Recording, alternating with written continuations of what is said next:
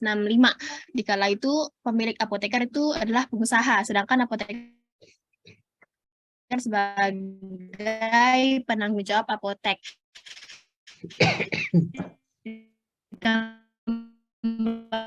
Lagi dengan pertumbuhan apotek yang tidak apoteker.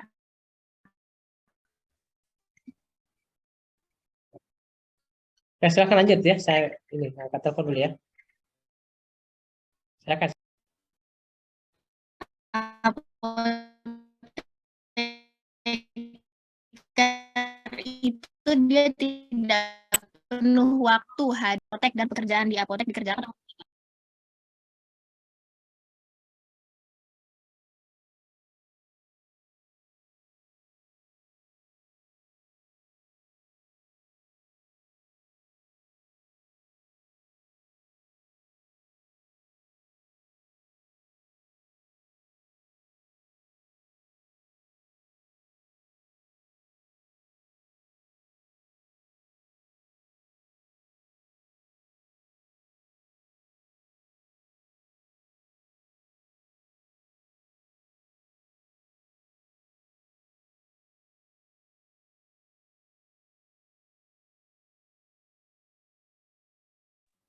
Ada suaranya?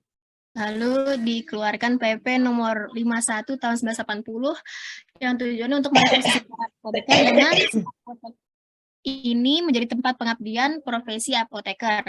Lalu terjadi pelemahan PP nomor 25 di mana izin apotek diberikan pada apoteker dan apoteker yang bekerja sama dengan penyedia sarana apotek atau PSA.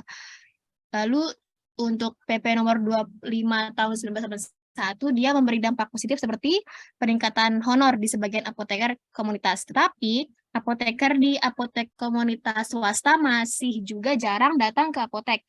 Akhirnya peran apoteker di apotek komunitas menjadi berkurang dan gaji apoteker penanggung jawab pun merosot.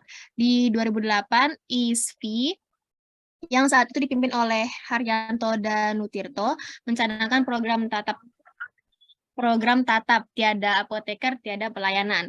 Lalu di 2019 atau penghujung 2009 di penghujung 2009 muncul PP 51 tentang pekerjaan kefarmasian yang bertujuan untuk mengembalikan fungsi pelayanan farmasi yang disusul Permenkes 89 tahun 2011. Maka keberadaan PP tersebut tidak memungkinkan pekerjaan kefarmasian dilakukan oleh pihak-pihak non-farmasi yang tidak kompeten. Hal ini mengakibatkan apoteker harus ada di tempat selama apotek beroperasi. Bila apoteker berhalangan, dapat mempekerjakan apoteker pengganti sesuai dengan kebutuhan di apotek tersebut. Lalu untuk selanjutnya melakukan penataan kembali dunia apoteker Indonesia dengan registrasi ulang lewat STRA dan lalu SIPA atau SIKA, SIPA atau SIKA. Tidak hanya itu, IAI, Ikatan Apoteker Indonesia juga menata organisasi dengan ada pengurus cabang dan anggota. Seperti itu. Dari saya rasa cukup, Pak. Terima kasih. Baik. Ya, saya kira cukup ini ya, cukup. Itu catatan ya atau foto itu? Catatan, Pak. Baik ya. Bagus sekali ya catatannya ya. Lengkap. Oke, kita lanjut ya. Ini yang perlu dalam hal pengembangan ya, peluang apa namanya, peluang dan tantangan ke depan itu terkait dengan penerapan SJSN ya, yaitu Sistem Jaminan Sosial Nasional ya. Itu kalau sekarang yang ini adalah BPJS ya.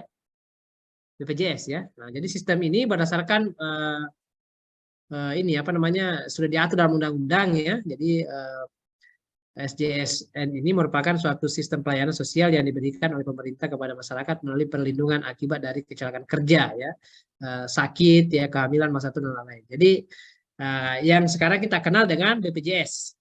Di mana BPJS ini merupakan penyatuan dari beberapa BUMN yang ditunjuk yaitu PT Jam Sostek, Askes, Taspen dan Asabri ya. Nah, dari ininya. Jadi BPJS ini, nah apoteker juga di sini memegang peranan penting dalam era sistem JSN ini dan harus ya sayangnya tidak meskipun tidak didukung oleh regulasi yang kuat ya, tapi perannya penting ya. Nah, di sini harus kita berperan di sini. Nah, jadi perannya harus ada ya. Jadi oleh karena itu apoteker ini merupakan salah satu tenaga kesehatan ya yang memiliki kewenangan mutlak untuk melaksanakan praktek kefarmasian sesuai peraturan yang berlaku ya. Pelayanan kefarmasian apoteker dalam RSN ini tidak hanya berhubungan dengan obat, tetapi dia betul-betul ke pelayanan ya. Seperti kita bahas kemarin itu adalah di pharmaceutical care ya.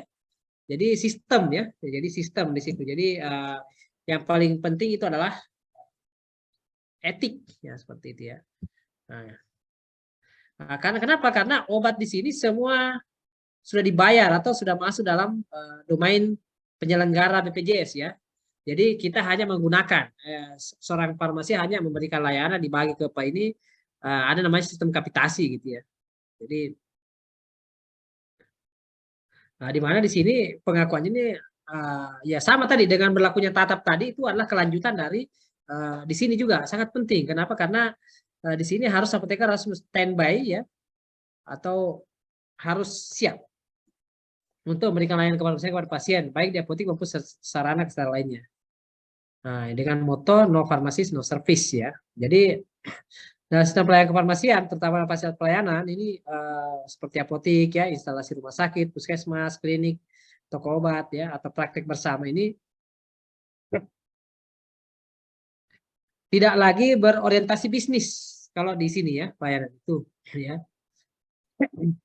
Meskipun kenyataannya apotek meskipun sudah mereka kerjasama dengan BPJS tapi ujung-ujungnya tetap ada ya, tidak bisa lepas dari bisnisnya ya, tetap ada namanya swamedikasi lagi ya, ada lagi istilah swamedikasi di luar dari BPJS. Jadi kalau di sini sekarang orang yang masuk anggota BPJS ya tinggal datang berobat daftar ya tidak bayar gitu ya. Nah, tidak bayar.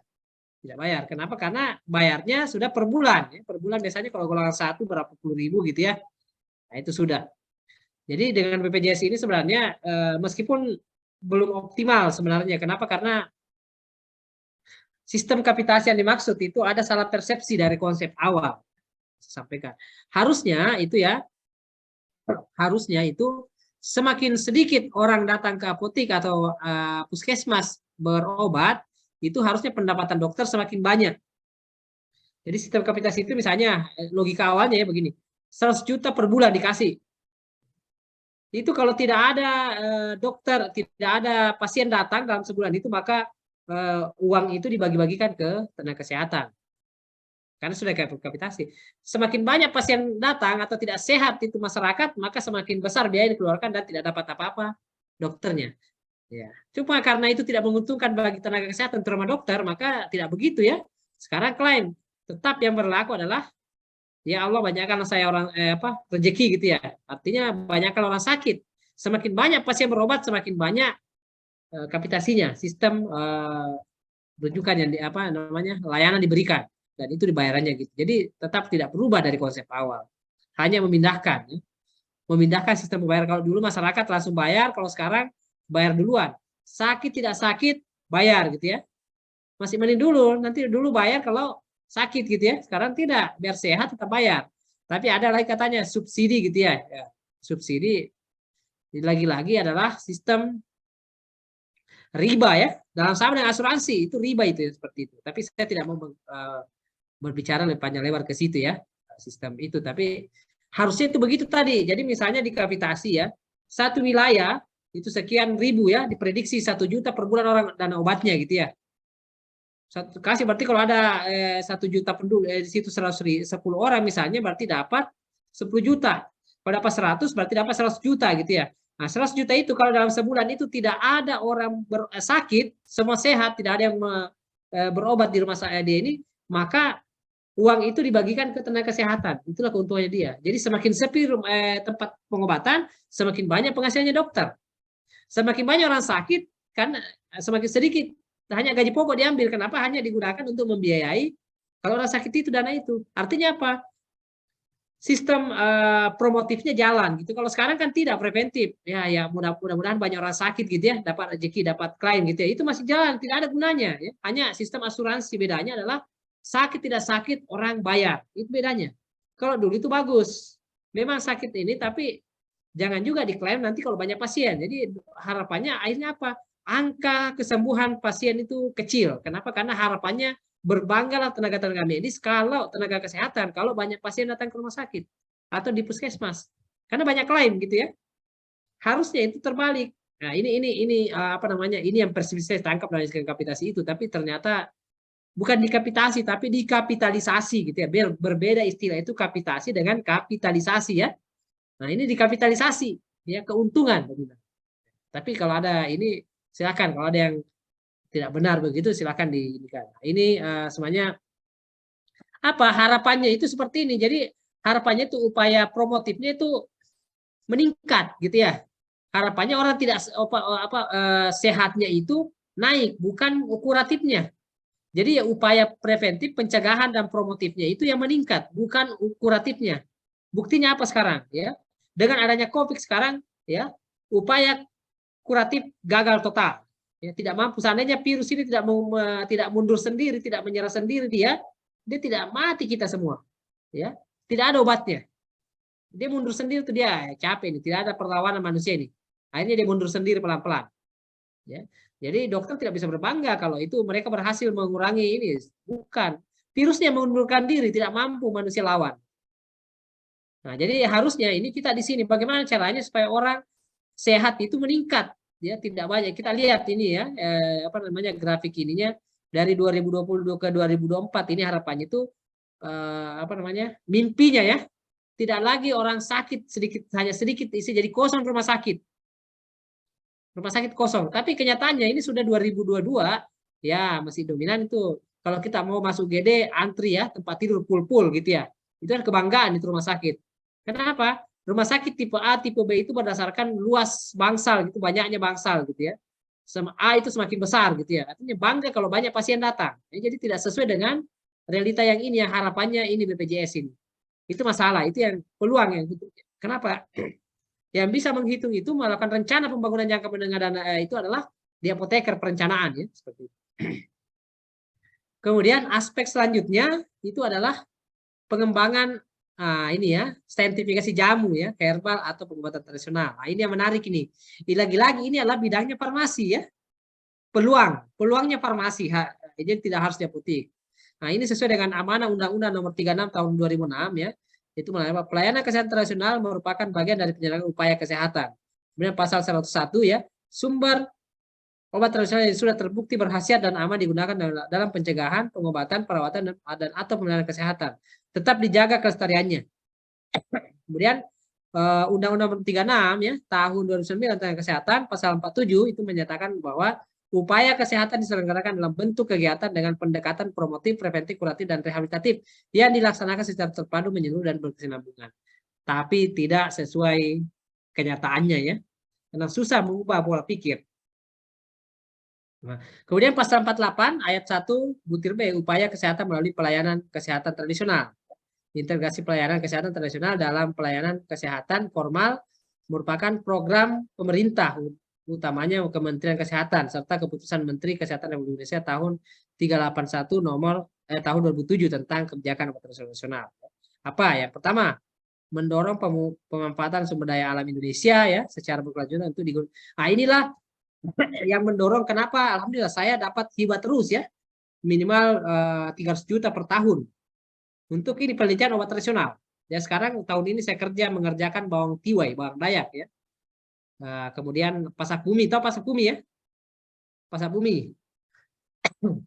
Kemudian apa ini untuk mendapatkan informasi ini bisa digunakan, kemudian mengembangkan ya, kemudian yang kedua menjamin obat tradisional yang aman, bermutu dan bermanfaat serta melindungi masyarakat dari penggunaan obat tradisional yang tidak tepat. Kemudian tersedianya obat tradisional yang memiliki khasiat nyata yang teruji secara ilmiah dan dimanfaatkan secara luas baik untuk pengobatan sendiri maupun dalam pelayanan kesehatan formal. Kemudian mendorong perkembangan dunia usaha ya, ini bisnis ya. Nah, ini. Jadi kemudian kita nanti tidak asing istilah jamu ya. Jamu. Jamu itu merupakan obat asli Indonesia dengan sumber utamanya tumbuh-tumbuhan asli dan mudah ditemukan di wilayah Indonesia. Secara historis ya pemanfaatan pelayanan kesehatan tradisional telah berlangsung lama di Indonesia. Ya sejarah jamu memang tidak diketahui secara pasti ya. Jadi jamu itu dari kata jampi usodo ya. Jampi usodo ya.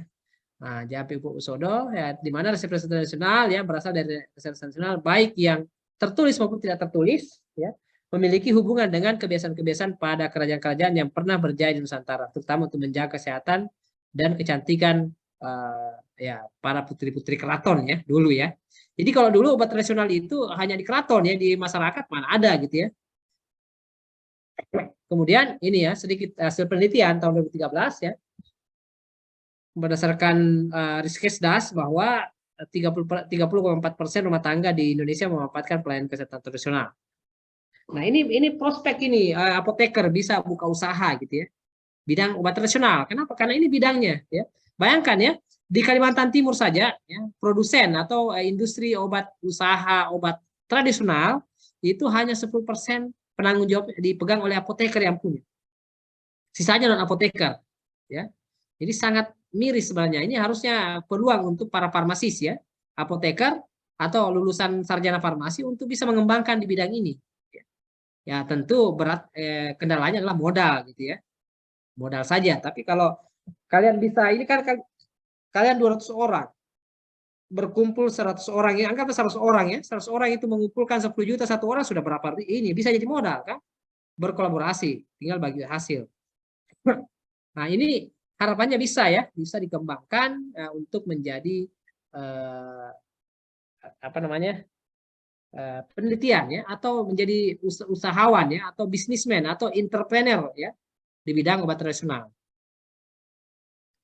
Untuk menjamin tersediaan jamu yang aman ya, khasiat bermutu, Indonesia melakukan langkah dan upaya untuk menjamin apa namanya, keamanan jamu ya, untuk memperkuat data dan informasi ilmiah tentang jamu. Nah, jadi mereka mengembangkan adalah melakukan program saintifikasi jamu ya, atau disebut scientific based jamu development, yaitu untuk penelitian berbasis pelayanan yang mencakup pengembangan tanaman obat menjadi jamu saintifik ya, meliputi ya, yang pertama adalah melakukan studi etnofarmakologi. Nah, ini yang sering saya anukan, mendapatkan baseline data terkait penggunaan tanaman obat secara tradisional ya. Kemudian seleksi formula jamu yang potensial untuk alternatif atau komplementer ya. Kemudian studi klinis untuk mendapatkan bukti terkait manfaat dan keamanan. Yang keempat, jamu yang terbukti berkhasiat dan aman dapat digunakan oleh sistem pelayanan kesehatan formal. Nah, perannya apoteker apa ya? Ini ya. Sementara itu peran apoteker dalam kegiatan saintifikasi jamu dapat dilakukan dengan menerapkan pekerjaan kefarmasian dalam saintifikasi jamu ya. Kemudian pengadaan jamu yang berkualitas, penyimpanan dan distribusi jamu, melakukan pharmaceutical care ya, melakukan pharmaceutical record ya. Pengembangan produk jamu saintifik, bentuk sediaan yang praktis. Jadi ini yang harus dikembangkan. Minggu lalu juga sudah ya saya kasihkan ya logo-logo jamu, logo-logo obat ya. Sudah ya, belum ya? Logo-logo obat belum kah? Sudah. Logo obat, misalnya obat keras, obat bebas, obat terbatas, sudah belum ya? Sudah ya? Sudah, Pak. Ya, sudah. Sehingga saya sudah, atau saya D3 atau lupa ya, tapi persen sudah ya. Nah, kemudian selain saintifikasi jamu, maka dikenal juga istilah obat herbal standar ya, terstandar, dan fitofarmaka. Jadi ada jamu, obat herbal terstandar, dan fitofarmaka. Itu juga ada logonya ya, beda. Ya, sudah. Nah, obat herbal terstandar adalah sediaan obat bahan alam yang telah dibuktikan keamanannya dan secara ilmiah dengan uji praklinik dan bahan bakunya telah terstandarisasi. Nah, kemudian fitofarmaka merupakan sediaan obat bahan alam yang telah dibuktikan keamanan dan khasiatnya secara ilmiah dengan uji praklinis ya. Uji praklinis dan klinis, bahan baku produk jadinya telah distandarisasi ya. Nah, sampai tahun 2014 ini ada 41 obat herbal ya, terdaftar dan 6 fitofarmaka yang ada. Sekarang sudah 12 kalau tidak salah fitofarmaka ya. Nah, ini terakhir ya. Peluang dan tantangan farmasi ke depan ya. Secara umum dari di atas tadi ya, bahwa farmasi itu, profesi farmasi mengalami pergeseran ya dalam hal praktek yang awalnya berorientasi produk menuju ke orientasi pasien ya, pasien oriented. Jadi dia bergeser dari manufaktur ke pasokan produk obat untuk penyedia layanan dan informasi tentang pelayanan kepada pasien ya. Apoteker bertanggung jawab untuk memastikan bahwa terapi obat yang diberikan kepada pasien yang sesuai dengan indikasi yang tepat, yang paling efektif, aman dan nyaman bagi pasien. Kemudian tanggung jawab secara langsung untuk kebutuhan terkait obat pasien ya. Tantangan lain bagi apoteker adalah untuk memastikan bahwa obat-obatan yang digunakan secara rasional dan pasien menerima obat sesuai dengan kebutuhan klinis dengan dosis masing-masing diperlukan dalam jangka waktu yang sesuai. Kemudian di farmasi komunitas memiliki peran dalam memantau pelayanan mutu ya. Farmasi ini di apotik ya. Melalui intervensi langsung dengan pasien. Hasil klinis dan ekonomis harus dipertimbangkan dalam membuat keputusan yang tepat untuk masyarakat. Kemudian dia bertanggung jawab dalam melakukan pelayanan klinis dan koordinasi manajemen obat-obatan berkualitas ya. Kemudian di call center ya. Call center ini apoteker perlu dikembangkan untuk mendidik pasien yang berkualitas. Jadi ini ibaratnya ini harusnya kita ada ide ya, call center farmasi ya. Jadi setiap setiap saat pasien atau masyarakat bisa menelpon, ada keluhan, Pak ini saya beli obat ini, tujuannya apa gitu ya, untuk yang pertama sertifikasi. Ini belum ada kita. Ini bisa ini pekerjaan ya. Jadi kayak standby apotekernya di situ untuk menerima panggilan ya. Jadi ini dia fungsinya sebagai simatupang ya. Siang malam tunggu panggilan. Nah, jadi dia tujuannya apa? Adalah memberikan konseling ya, memberikan konseling, informasi obat. Di negara-negara maju sudah ada ya, kita belum. Ya. Harapannya ke depan. Ini tak peluang ya, peluang dan tantangan, bisa kerjaan lagi ya. Di sini panjang ya, banyak bisa memberikan informasi ya, saya dapat memberikan informasi tentang interaksi obat ya, obat dan makanan, obat dan penyakit, obat dan tes diagnostik, efek samping ya, penggunaan obat pada pasien dengan penyakit spesifik, perhitungan nutrisi parenteral, toksikologi dan keracunan dan lain-lain ya. Jadi itu yang kemudian selanjutnya di perkembangan teknologi juga ya, bisa memanfaatkan teknologi informasi farmasi ya, IT ya. Ya, IT bahkan bisa menjadi influencer gitu ya. Harusnya farmasi bisa. Jadi YouTuber misalnya, atau jadi wartawan gitu ya, ibaratnya itu jadi wartawan ya, atau jurnalisme. Jadi kalau sekarang wartawan itu disebut istilahnya WTS ya, atau WTS ya, wartawan tanpa surat kabar. Kalau dulu kan wartawan itu identik dengan di surat kabar ya, sekarang enggak, media sosial lengkap ya. Kalian sudah punya akun apalagi namanya YouTube ya, Facebook, Instagram, kalian bisa menjadi mewartakan informasi farmasi gitu ya. Jadi nanti saya kasih tugas ya, tolong buat masing-masing di YouTube di aplikasi media sosialnya buat iklan tentang farmasi ya. Tugas ya. Tugas masing-masing nanti dikirimkan linknya ke saya. Ya, itu. Ini salah satu yang belum ya. Kebanyakan orang masih menggunakan media sosial tapi tidak dimanfaatkan ya teknologi ini untuk kefarmasian, arah kefarmasian. Kemudian selanjutnya ya di bidang pendidikan ya, akademisi bertanggung jawab untuk pengembangan model praktek ya. Ini juga lagi sedang ya, alhamdulillah kita juga sudah membuat kurikulum ya bidang farmasi klinis ya, farmasi sains dan teknologi ya, meskipun sekarang masih umum ya. Kenapa? Karena ini harapannya bisa memberikan kurikulum yang bisa langsung terintegrasi dengan praktek ke farmasi sehingga mereka dapat berkontribusi dalam pengembangan praktek berkelanjutan. Terkait dengan layanan farmasi klinis, si apoteker memiliki kesempatan untuk menjadi dosen untuk fakultas farmasi atau sekolah tinggi untuk membantu dalam bersama. Jadi ini juga peluang ya, peluang bisa menjadi dosen. Kenapa? Masih banyak yang perlu diberikan. Kemudian tantangan ya, itu dan lain-lain ya, masih banyak tantangan yang ini adalah pembangunan di bidang kesehatan ya, tantangan dalam bidang kefarmasian yang merupakan tantangan bagi pendidikan tinggi farmasi Indonesia ialah menghasilkan pendidikan tinggi yang memenuhi standar profesi apoteker ya, sebagai berikut ya. Apa standar utama sekarang? Harus lulus UKAI ya. UKAI ya. Uji kompetensi apoteker. Kalau enggak bisa itu enggak bisa lulus. Jadi itu standar ya. Nah, di mana di sini harapannya adalah turut mengupayakan obat yang bekerja spesifik relatif aman yang dapat meningkatkan penderita akibat penyakit ya. Memberikan sumbangan untuk mengungkapkan mekanisme terinci dari fungsi normal dan fungsi abnormal dan seterusnya ya. Nanti ini bisa. Ya, saya kira mohon maaf ya, saya balap ya. Saya kira itu saja dulu ya. Ini saya dipanggil Pak Dekan ini, mohon maaf untuk persiapan besok mau presentasi di depan kantor staf kepresidenan ya, staf ahlinya, staf ahli utama ya, KSP. Ya saya kira itu saja, saya kira diskusinya minggu depan aja ya, nanti insya Allah masuk pagi minggu depan ya. Saya buru-buru, mohon maaf ya, saya tutup dulu. Assalamualaikum warahmatullahi wabarakatuh.